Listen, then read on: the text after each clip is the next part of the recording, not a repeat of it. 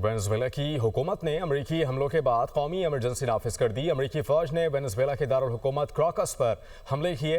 अमरीकी तैयारों और हेलीकॉप्टर्स ने वेनेज़ुएला में मुतादिद मकामात को निशाना बनाया। खबर एजेंसी के मुताबिक अमरीकी सदर वेनेज़ुएला के मामले पर पाकिस्तानी वक्त के मुताबिक रात 9 बजे प्रेस कॉन्फ्रेंस भी करेंगे।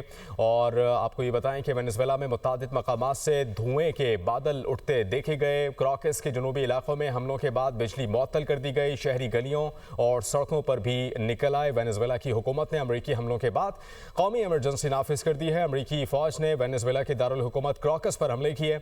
अमरीकी तैयारों और हेलीकॉप्टर ने वेनेज़ुएला में मुतादिद मकामात को निशाना बनाया।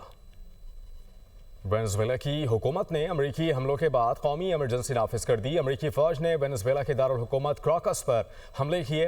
अमरीकी तैयारों और हेलीकॉप्टर्स ने वेनेज़ुएला में मुतादिद मकामात को निशाना बनाया। खबर एजेंसी के मुताबिक अमरीकी सदर वेनेज़ुएला के मामले पर पाकिस्तानी वक्त के मुताबिक रात 9 बजे प्रेस कॉन्फ्रेंस भी करेंगे।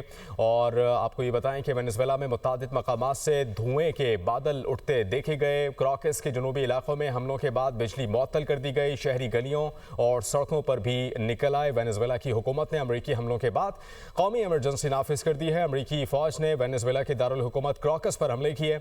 अमरीकी तैयारों और हेलीकॉप्टर ने वेनेज़ुएला में मुतादिद मकामात को निशाना बनाया।